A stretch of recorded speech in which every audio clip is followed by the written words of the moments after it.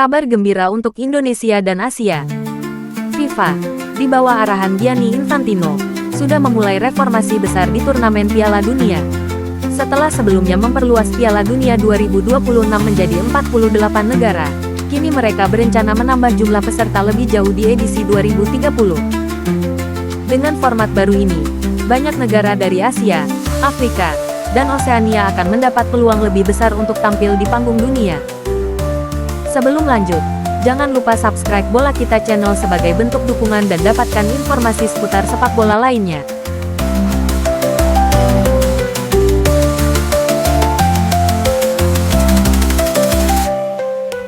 Terima kasih atas like dan subscribe-nya guys. Lanjut, FIFA pertimbangkan Piala Dunia 2030 dengan 64 negara. Kabar besar dari FIFA ini tentang ekspansi Piala Dunia 2030 menuju 64 tim. FIFA tengah mengkaji rencana ambisius untuk memperluas Piala Dunia 2030 menjadi 64 negara peserta. Langkah ini diyakini akan menjadi peluang besar bagi negara-negara berkembang, termasuk Indonesia. Di bawah kepemimpinan Gianni Infantino, FIFA terus berinovasi untuk menjadikan sepak bola lebih inklusif dan mengglobal. Latar belakang ekspansi FIFA. FIFA, di bawah arahan Gianni Infantino, sudah memulai reformasi besar di turnamen Piala Dunia. Setelah sebelumnya memperluas Piala Dunia 2026 menjadi 48 negara, kini mereka berencana menambah jumlah peserta lebih jauh di edisi 2030. Dengan format baru ini, banyak negara dari Asia, Afrika, dan Oseania akan mendapat peluang lebih besar untuk tampil di panggung dunia. Langkah ini bukan hanya soal sepak bola, lebih banyak pertandingan berarti lebih banyak penonton, pendapatan, dan tentunya keuntungan bagi otoritas sepak bola dunia.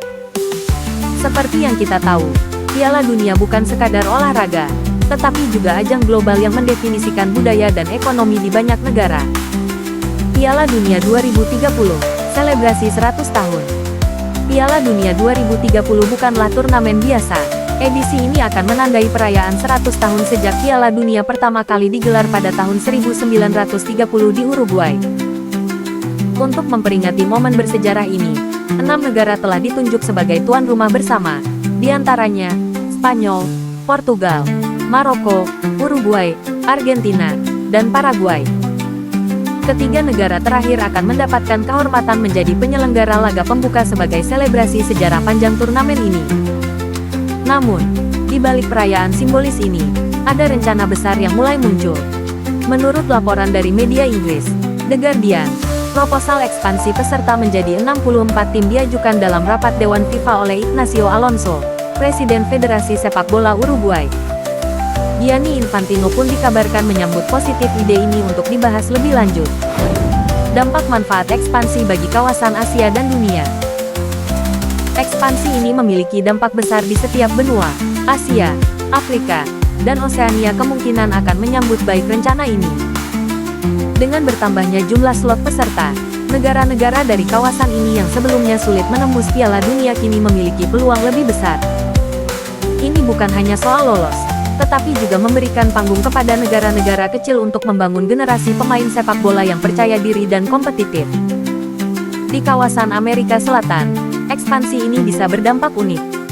Mengingat hanya ada 11 anggota di CONMEBOL, format baru ini bahkan dapat menghapus babak kualifikasi sepenuhnya. Namun, bagi negara-negara seperti Uruguay dan Paraguay yang menjadi tuan rumah bersama, rencana ini tentunya akan meningkatkan kesempatan mereka untuk terlibat lebih jauh dalam turnamen. Dampak manfaat ekspansi untuk Indonesia. Bagi Indonesia, ini adalah kabar yang menggembirakan. Dalam format ini, peluang untuk lolos ke Piala Dunia semakin terbuka lebar.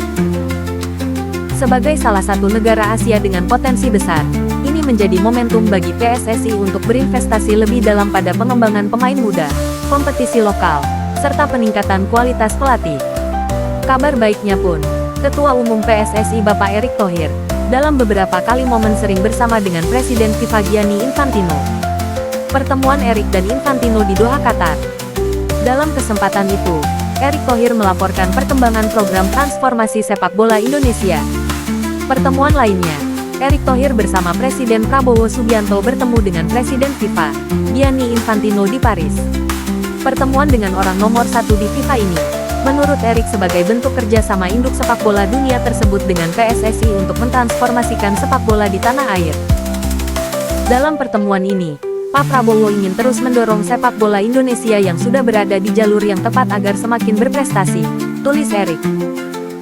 Pak Prabowo juga mengungkapkan apresiasi untuk Presiden Gianni yang sudah memberikan kesempatan Indonesia melakukan transformasi sepak bola bersama FIFA. Alhamdulillah dengan transformasi ini, Timnas Indonesia bisa mencatat sejumlah sejarah termasuk menembus semifinal Piala Asia U23 2024, melaju ke 16 besar Piala Asia 2023 dan lolos ke ronde ketiga kualifikasi Piala Dunia 2026, sambungnya.